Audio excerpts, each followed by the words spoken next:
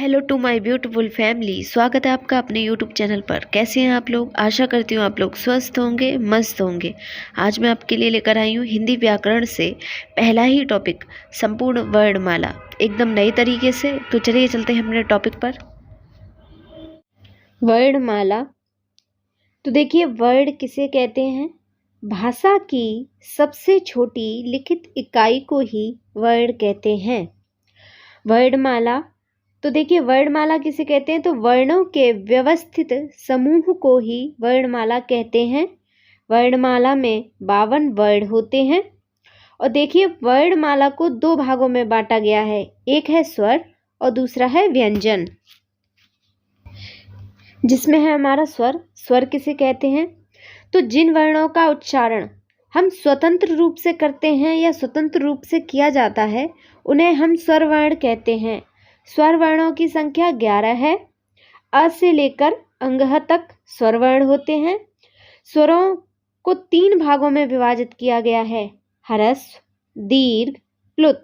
ये क्या है? ये तीनों स्वर वर्ण के क्या है? हमारे भेद हैं।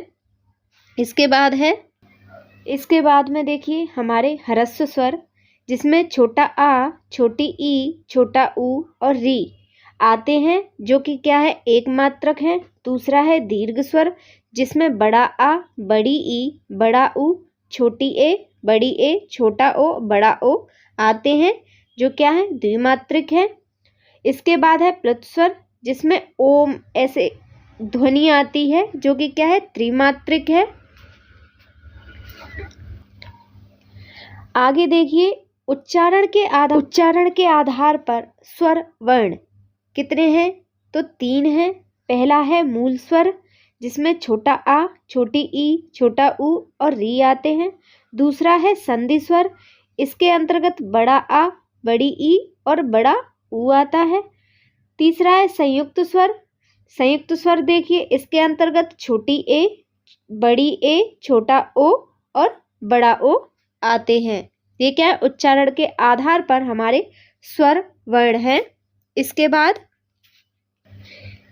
जीभ के आधार पर हमारे स्वर वर्ण, वो भी हमारे 3 हैं। पहला है अग्र स्वर, यानी कि जीभ के आगे के भाग से बोले जाने वाले वर्ड जो होते हैं वो अग्र स्वर कहलाते हैं, जिसके अंतर्गत छोटी ई, बड़ी ई, छोटी ए और बड़ी ए आते हैं। इसके बाद मध्य स्वर, यानी कि जीभ के बीच वाले भाग से जो वर्ड आता है वो है छोटा आ।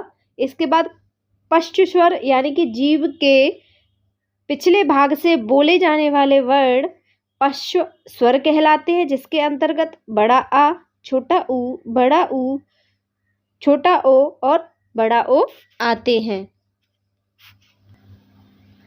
अगला है हमारा मुख के आधार पर स्वर वर्ण। तो देखिए, मुख के आधार पर हमारे स्वर वर्ण भी 4 होते हैं। पहला है विवृत। विवृत में देखिए हमारा बड़ा आ आता है। अर्ध विवृत के अंतर्गत कौन से वर्ड आते हैं? तो छोटा आ, बड़ी ए और बड़ा ओ। फिर है संवृत। संवृत के अंदर कौन कौन से वर्ड आते हैं? तो देखिए छोटी ई, बड़ी ई, छोटा ऊ और बड़ा ऊ। इसके बाद है अर्ध संवृत। इसके अंतर्गत वर्ड आते हैं हमारा छोटा ओ और छोटी ए। ये क्या है? मुख के आधार पर हमारे स्वर वर्ण हैं। अगला है हमारे मात्रा के आधार पर स्वर वर्ण। तो देखिए, मात्रा के आधार पर स्वर वर्ण यह है 2। एक है ह्रस्व, जिसे हम लघु भी कहते हैं। दूसरा है दीर्घ, जिसे हम गुरु कहते हैं। ह्रस्व यानी कि छोटा, दीर्घ यानी कि बड़ा। ये क्या है? मात्रा के आधार पर है।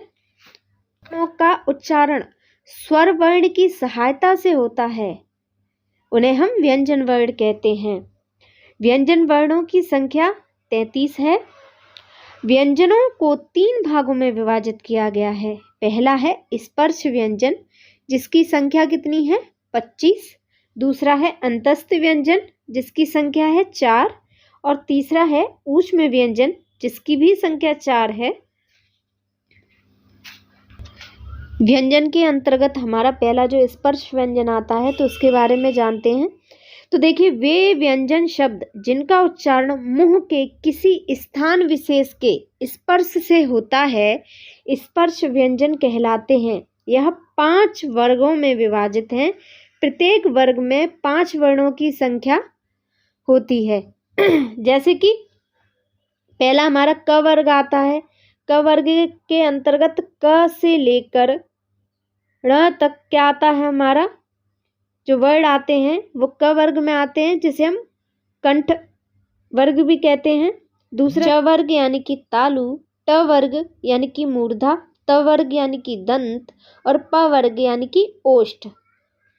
तो ये हमारे क्या है, स्पर्श व्यंजन के अंतर्गत आते हैं और यह इसे हम क, च, ट, त, प इस तरह से भी याद कर सकते हैं। और इनके अंतर्गत हमारे 5-5 वर्ड आते हैं।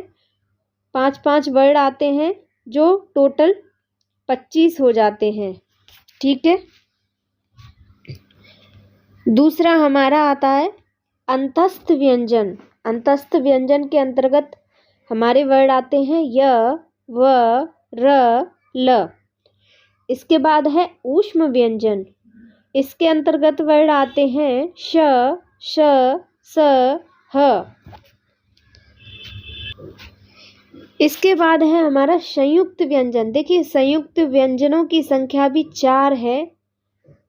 जैसे कि श, इसके अंदर देखिए ये कैसे बना है, तो क प्लस स, षटकोण वाले स को मिलाकर क्या बनता है हमारा क्षेत्रीय वाला श। त्र, त और र को बनाकर त्र बनता है। ज्ञ यानी कि ज और य को मिलाकर हमारा क्या बनता है ज्ञ। और श हमारा क्या बनता है श और र को मिलाकर हमारा क्या बनता है श्रवण वाला श्र। तो ये क्या है, हमारे संयुक्त व्यंजन है। इसके बाद देखिए द्विगुण वर्ण यानी कि द्विगुण व्यंजन। इसके अंतर्गत क्या आता है, इसके अंतर्गत आता है डमरू वाला ड और ढक्कन वाला ढ। इसके बाद अयोगवाह। अयोगवाह देखिए अंग और अंगह, ये क्या है अयोगवाह। आगत व्यंजन ज और फ, ये क्या है हमारे आगत व्यंजन है। इसके बाद लुंठित व्यंजन, जिसके अंतर्गत क्या आता है हमारा र आता है, जिसे हम लुंठित व्यंजन कहते हैं। इसके बाद देखिए इसके बाद है हमारा पार्श्विक व्यंजन, जिसके अंतर्गत हमारा ल वर्ड आता है। द्वित्व व्यंजन किसे कहते हैं, तो देखिए द्वित्व व्यंजन में होता क्या है कि हमारा डबल वर्ड आता है, यानी कि हमारा क्या है 2 बार जिस वर्ण की आवृत्ति होती है। जैसे कि दिल्ली में ल 2 बार आया है, बिल्ली में 2 बार ल आया है, ऐसी अड्डा में 2 बार क्या है ड आया है। तो ये हमारा क्या है द्वित्व व्यंजन है। अगर वीडियो अच्छा लगा हो तो प्लीज़ लाइक एंड सब्सक्राइब ज़रूर करिएगा। और हाँ, वीडियो देखने के लिए आपका बहुत बहुत धन्यवाद। Thanks for watching.